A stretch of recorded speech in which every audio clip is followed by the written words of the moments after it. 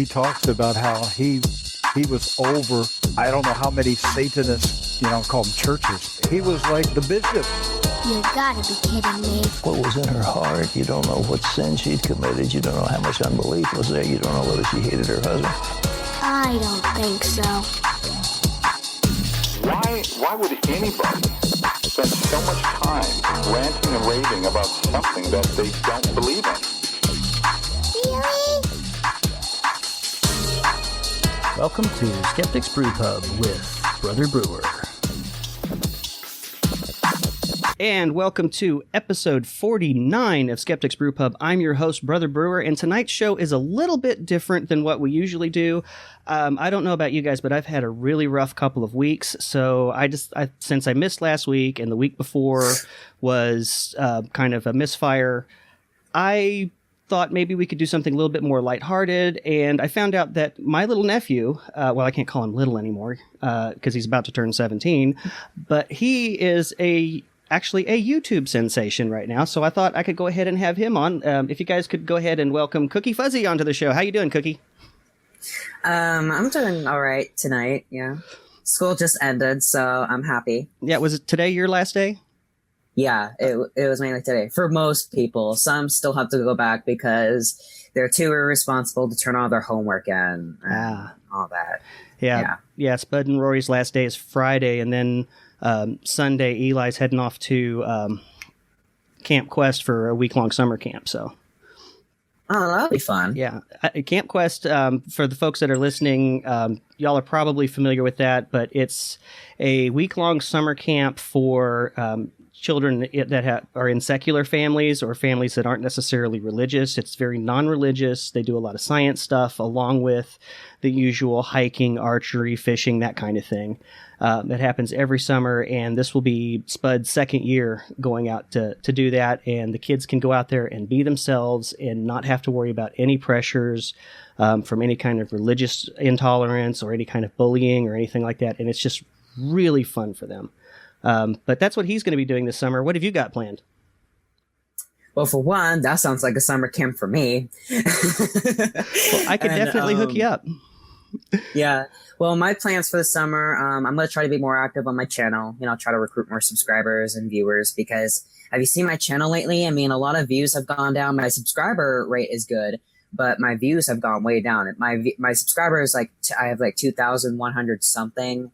And my views, however, have not surpassed, my recent videos have not surpassed 50. Oh, wow. But, you're doing better than me, though, because my show, I probably get about 100 and maybe anywhere between 50 and 100 listens a week just on the show. It depends on who's on and what content, but so you're doing pretty good. You've got, and I've seen a few of your shows. Why don't you tell the folks a little bit about what you do on your show?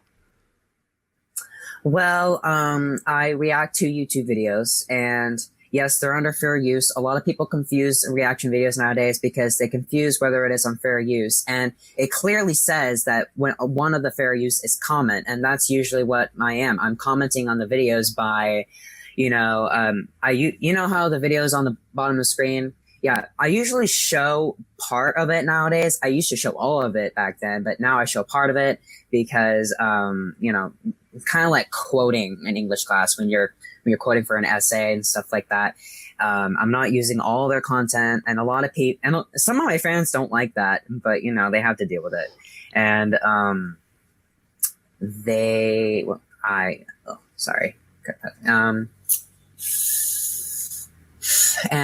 I also do Q&As, monthly Q&As, but I postponed my May Q&A, and I'm also pushing back my June Q&A to May 30th because May 7th was my first year anniversary of my channel being created, and May 30th is the first year anniversary of my first video being being posted. Well, congratulations on that! Happy anniversary!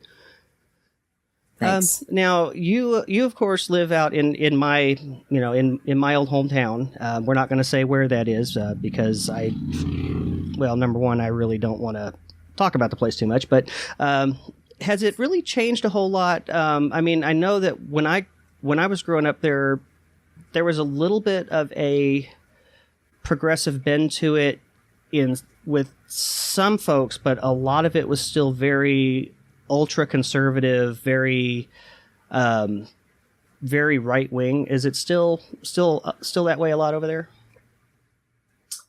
Well, they're still conservative, but I can see the transformation in some people that they're going on the more liberal side, but at the same time, they're still keeping their conservative beliefs. There's not a lot of people at school anymore that are ultra conservative like that, except a couple of teachers. But the students there, they're mostly on the liberal side because, all the laws with same-sex marriage and abortion has changed, their opinion on it. Most of them.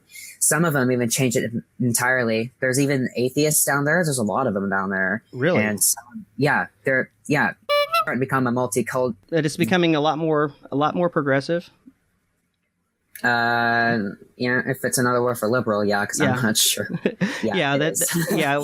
But that's usually what I mean by liberal. I like to use the word progressive instead because it gives an idea of more moving forward instead of trying to hold back. But that's cool. Now, a couple of other things about your show. If what's the YouTube channel called? I mean, is it just Cooky Fuzzy or? Well, it used to be called Fuzzy Reaction String back when I first made it.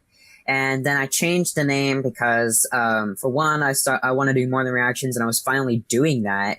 And the name Fuzzy Reaction String just didn't fit anymore because it had the word reaction in it, implying that it's just only a reaction channel. So I changed it to Cooky Fuzzy. And unlike Fuzzy Reaction String, that name actually has a meaning to it because cookies are like one of my favorite desserts, and fuzzy is like my favorite texture. Oh, okay. Well, pretty cool. That's pretty cool. And I know you said you do a lot of the reaction videos. What kind of reaction videos have you done recently? Well, I've seen some pretty messed up crap. I'm like a freaking cop, but I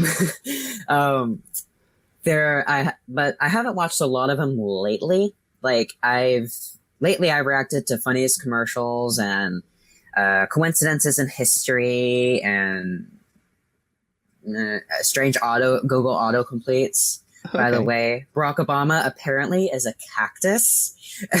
I don't know why. That seems pretty interesting. Yes.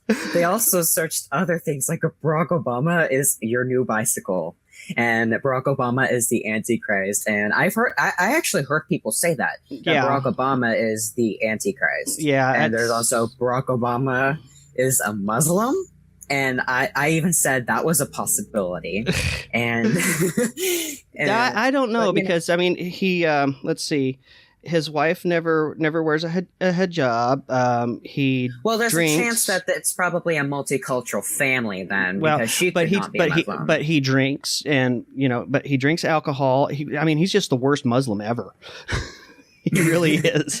If he's a Muslim, he's the worst one ever. Because I know. No. Yeah, but and then there was another one, and it was the funniest one I've ever seen, and it's not the cactus one. Mm-hmm. Barack Obama is gay. Well, I could. That would be fun. Let's see. It would be like. No, I see here. Never mind. That would be a fun one to kind of try to imagine there. I'll have to get some friends on that. Yeah, along with the first African American president, you also got your first LGBT president. Yay! Well, the first open one anyway. There you go. Oh no, but so what's I know there's people that listen to this show from all over the world. What's it like growing up in small town America? I mean, what's it like there? Can I give someone an idea of if you're walking through the town, what do you do for fun? What do you see? It's not a very fun place, and it's not a really fun experience. Although in small towns, better than being in the countryside, I can tell you that. I knew you grew up in the countryside, and I'm allowed to walk around town, every now and then. I don't really do that often because it's very, very boring. I do, even though I live by a grocery store where I can, get food and water and whenever I need it and stuff like that, and a post office and everything. But it's still pretty boring, especially since it's not very densely populated. Especially my school. My school is very, very small. There's only like 150 to 250 kids that go only in the high school alone, and the high school is barely even a high school. It's joined with the junior high and the elementary, and they don't even have a middle school anymore. They took it down because of budget cuts, and that must have been one major thing, because their budget has been raising lately ever since they took down the middle school. But yet it's still sad, and they took it down my freshman year, and it was so sad, because middle school was one of the best years ever, mainly because everything's not on your permanent record, and you get have a fun childhood and things like that. Diary of a Wimpy Kid especially has been leading the middle school drama movement, so. Okay. Yeah. I remember going there. I think my graduating class was 56 people, I think, back when I went. And that was in 92, I think. I'm dating myself there. So yeah, it is 1992. I see your picture in the cafeteria every day with your class. Oh, gosh. Oh, yeah. It's in the cafeteria, so it's wonderful. pretty common. Wonderful. Yeah. Well, they misspelled my name on the class walkout there too, right? They did? Uh-huh. Well, they may have fixed it since then, but the first year I went from being according to the name anyway, from being a skinny white kid to a black lady, because they spelled it Davida. My name was Davida Adkins. I was like, no. I would have sued the school if they did that to mine. I thought it was hilarious. I didn't like the school much anyway. I mean, I flipped the bird to the principal, so... Neither does your dad either. I mean, I don't know why, but he hates it. Like strongly hates it. Well, I don't know why. Well, a lot of it was probably because of the way that me and, well, not my brothers so much, but I had a really rough time in school. And a lot of it was because, well, I just wasn't quite what they would consider normal. So I got bullied a lot, and I was also smart, and so I wasn't challenged by the school, but they couldn't do anything to really keep my interest or keep me challenged. So it was, I know we were constantly going round and round with the school about different things. So... Yeah, well, I'm not on my school either. I'm a totally different island compared to that. But they still respect me. They still love me, and I still have friends. So well, I'm glad to hear that. Because yeah, I'm hoping that I'm hoping that things are a lot better than they were when I was growing up there. Because when I was growing up there, it was just not any fun for kids like me. But. I doubt even if I will ever get my name on the sidewalk, because for one, they're starting to run out of space. They only have up to 2012 already down, and they're not doing more lately. They haven't been, so I don't know if they're going to pave over the class or if they're just going to stop that tradition entirely. I can understand why if they do, because the school is not as financially good anymore. Yeah, well, they cut middle school, for God's sakes. Yeah, well, it never really was, but it was, it really wasn't uber funded to, really big funded to begin with, because it is a small town. And for me, education is one of those things that I'm really, really big on. I don't, Chris and I are involved with Spud and Rory's school, where we want to make sure that they're challenged. And fortunately, we're in, here in Walmart Mecca, where we've got bigger schools, so they can apply themselves more, and there are things for them. But yeah, if we were there where you are, I don't know, I would probably be pulling what's left of my hair out. Yeah, but Target Constantinople here. Yeah, that's a good name for it. It's still not really a good town anyway. I just wanted to say Target Constantinople, to be honest. I like it though. Yeah. Yeah, I would. I'm not sure if I were to name it. I'd probably call it Juneberry because it's a little bit overripe, not quite like Mayberry. Well, speaking of rape, it's the thing I like about it is filled with nature and trees and everything. It's like looking at an enchanted wallpaper, kind of, without all the roads. It's kind of looking like at that, and it's really beautiful. And here's a weird fact: there was a tree in my backyard that was struck by lightning, and it's literally 10 feet from my house. Wow! But it's still growing leaves, and it's still growing these berry things. They're not edible berries, but they look like berries, and they're still growing flowers and bushes out from the roots. Cool. Yeah, it's actually interesting. Now, it's been a while since we've talked, but are you still interested in becoming a meteorologist, or is that something that's passed? I don't know. I mean, I thought of becoming like an actor or something like that, or things like that. And my acting thing is like starting to get more towards me instead of meteorology. Meteorology would be a great job, but I also thought of doing the jobs that involve the law or even forensics, things like that. Although I will never be a forensic pathologist because I can't even handle dissections at school. It will kill me when it comes to autopsies. Oh, that was some of my favorite stuff. I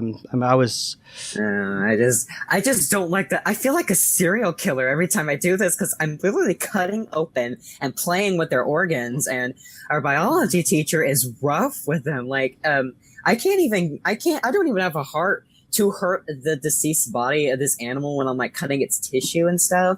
But she is like digging her hands in there just to like find the kidneys and stuff like that. Yeah, my biggest problem, and it's probably one of the reasons I never became a surgeon, was that I always cut myself.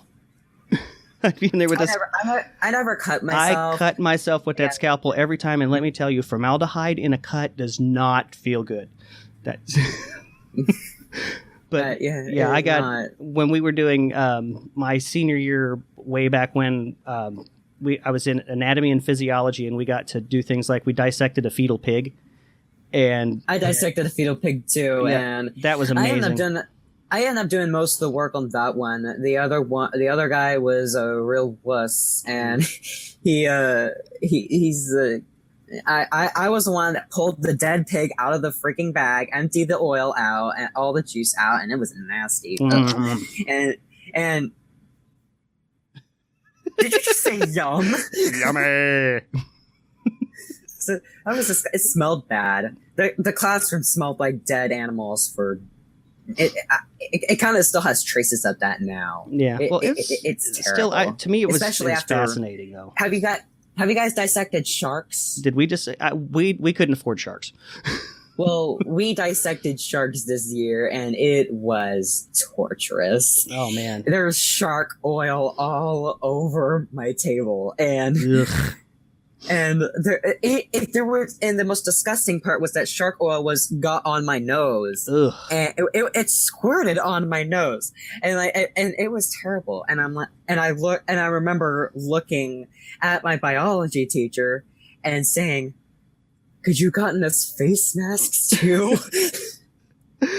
That would have probably been nice. Yeah. Those were the days back then. I can. I liked the sciences like biology and stuff when I was a kid. I mean, I don't know. Of course, I wound up going into medical later on, so never became a doctor, but I wound up doing a lot of that stuff. But that now school's ended and my junior year is coming, I get to take chemistry. Ooh.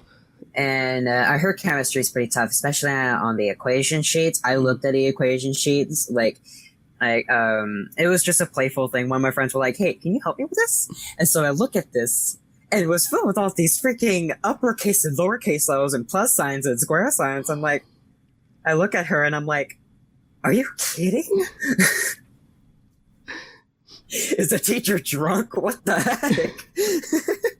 Yeah, I have a feeling. See, I know that Spud's going to be, when he gets up to that level, he's going to be either going to be the kid that either he's going to invent a new element while he's in the chemistry lab, or he's going to wind up, him and a friend are going to blow it up. I'll probably see the blowing up part. Because Spud's, or maybe both. Yeah. Maybe both. They'll blow something Spud's up really and create big an into element. Spud's also really big into science right now. He loves everything to do about animals and biology and stuff. So Yeah.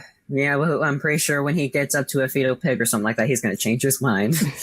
yeah, he cried when I was having to cut trees down outside the other day. So he was crying for the trees. I don't blame him. I would have cried too. In fact, I saw someone cutting a tree down while I was walking home from school, and I don't know why, but I screamed, and I'm like, no, the tree. And all these people were just looking at me like I was some crazy lunatic. And oh, hey, when you're doing your shows? This is kind of off topic, but when you're doing your shows, are you using headphones, or do you use your computer's microphone, or your webcam's microphone, or how are you doing it? Well, it really depends on what I'm using. Like I use a MacBook now, and I'm using it for now. So I usually use the mic on this if I'm using headphones. But back then, when I used to record on my phone, I didn't really need a microphone because the mic was, on this phone, like right around here. Mm-hmm. So I didn't really need it. And it was more high quality too. And there was no glare on the lighting coming from up there whenever that's on. That's why I always have to turn that on and point it up. Yeah, I was going to say that's something that you can do, is either point it up, or is it like one of those arm lights that you can point, or is it just or is it like just a lamp?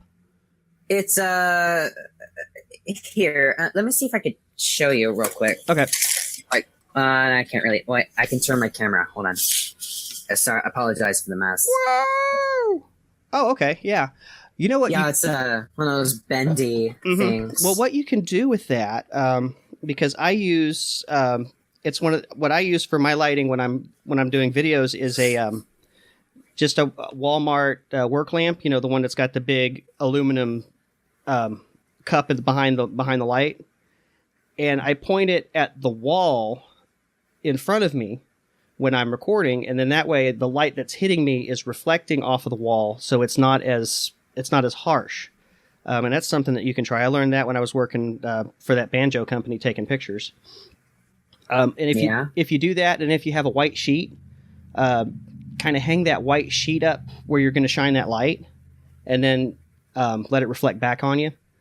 Let the light just reflect off of that sheet onto you, and it's a softer light, so it won't be as harsh, and you'll still be bright and people will still be able to see you. So that's a couple of things that I learned. But I was going to ask, because I've got an extra one of these things.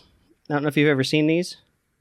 I don't think so. It looks like a microphone. It is in a certain angle. Yeah, it is. It is. Yeah. This is it's called. Looks like one of those microphones that Marilyn Manson used in his "Sweet Dreams" music video. Except there was light coming from it, and it was kind of weird. Yeah. Well, it's a USB mic. It's called a Blue Snowball, and I know a lot of YouTubers use it, and they can just set it on the desk, and it picks up sound a lot better than the mic on your computer, and it's a lot better quality. I've got an extra one I could probably bring to you if next time I come into town.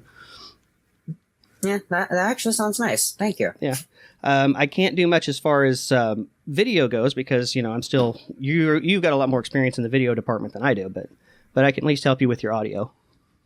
Yeah, well, same thing. How long have you been active on YouTube? How long has your channel been? Well, this is episode 49. I started back in, I would say I've probably been at this now for almost a year and a half.